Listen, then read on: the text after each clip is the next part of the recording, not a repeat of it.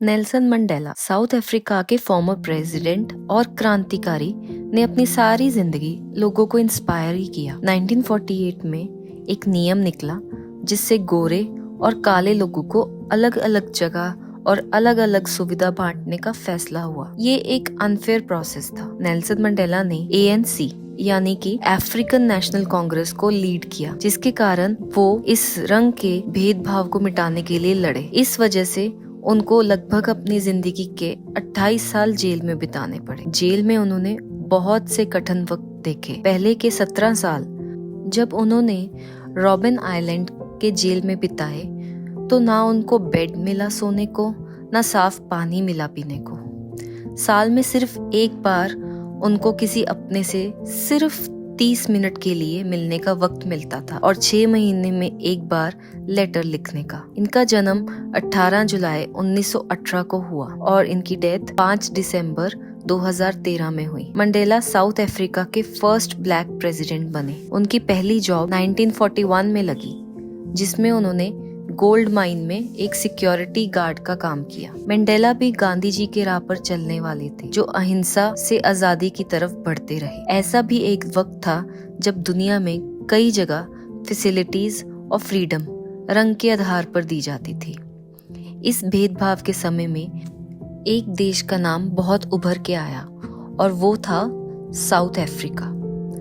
गोरों को अच्छी और कालों को बुरी सर्विस मिलती थी, चाहे वो मूवीज में जाना हो या बस की सीट पे बैठना हो या नौकरी की प्रेफरेंस हो। साउथ अफ्रीका की आबादी में 3/4 लोग काले थे और वहाँ की इकोनॉमी उन्हीं की मेहनत पे चलती थी और सारी अच्छी सुविधाएं गोरों को मिलती थी। उन्होंने 20 अप्रैल 1964 में एक स्पीच दी, जिसमें उन्होंने कहा, मैंने हमेशा एक लोकतांत्रिक और स्वतंत्र समाज के आदर्श को संजोया है, जिसमें सभी व्यक्ति सद्भाव और सम्मान की भावना के साथ एक रहें। ये एक आदर्श है जिसको मैं जीने और साकार होने की आशा रखता हूँ। लेकिन हे प्रभु, यदि इसकी आवश्यकता है तो ये एक आदर्श है जिसके लिए मैं मरने को भी तैयार हूँ। नेल्सन मंडेला ने इस भेदभाव से लड़ने के लिए एक लंबी जंग की और इस दौरान उन्होंने बहुत से दिल निचोड़ने वाले भाषण दिए। इस बड़ी लड़ाई के बाद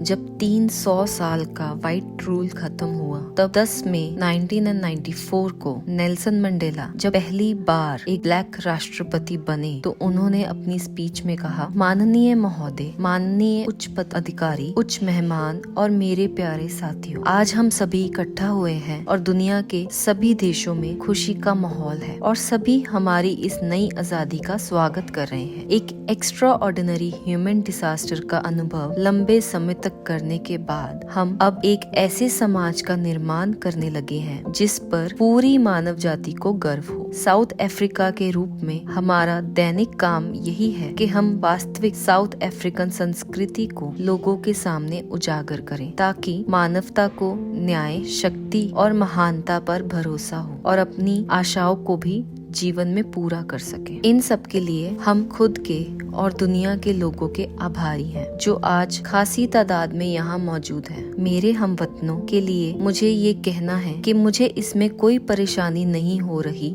हर एक व्यक्ति इस खूबसूरत देश की मिट्टी से जुड़ा हुआ है, जो प्रेटोरिया के जकार्ंडा ट्रीज की तरह प्रसिद्ध है और बुशवेल्ड के मिमोसा ट्रीज की तरह विशाल है। जो स्पिरिचुअल और फिजिकल एकता हम शेयर करते हैं अपनी धरती के लिए, उससे पता चलता है हमारे दर्द की गहराई कितनी है। हम सब एकता के साथ आगे बढ़ेंगे और एकता की ताकत से ही जीत हासिल करेंगे। हमारा यही प्रण है कि दुनिया के लोगों में फैल रहा जातिवाद दूर करें। हम साउथ अफ्रीकन लोग ये महसूस करते हैं कि मानवता ने हमें आज एक छत के नीचे खड़ा किया है। अब हम और ज्यादा समय तक अपराधी बनकर नहीं रह सकते। हमारी खुद की मिट्टी में ही दुनिया हमारे देश को कम इम्पोर्टेंस देती है। हम इस मुकाम पर पहुँचे हैं तो इसमें हमारे इंटरनेशनल गेस्ट्स का भी रोल है। इंसाफ, शांति और गरिमा की इस लड़ाई में आपने हमारा साथ दिया, उसकी हम सराहना करते हैं। हम डेमोक्रेटिक, रिलीजियस, युवा पीढ़ी,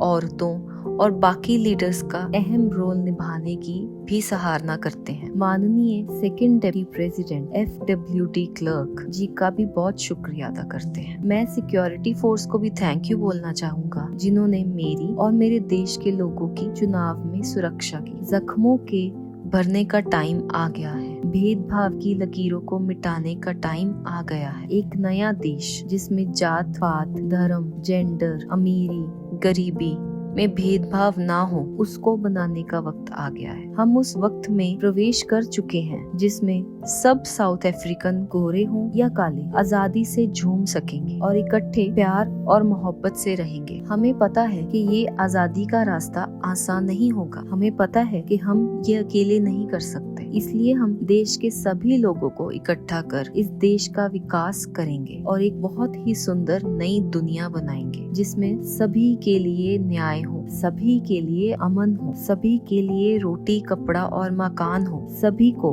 भावनाओं और सोच को दर्शाने की आजादी हो। हम कभी भी इस धरती को, लोगों को गुलामी की जंजीरों का एहसास नहीं होने देंगे। इतनी महान उपलब्धियों का सूरज कभी डूबना नहीं चाहिए। God bless Africa.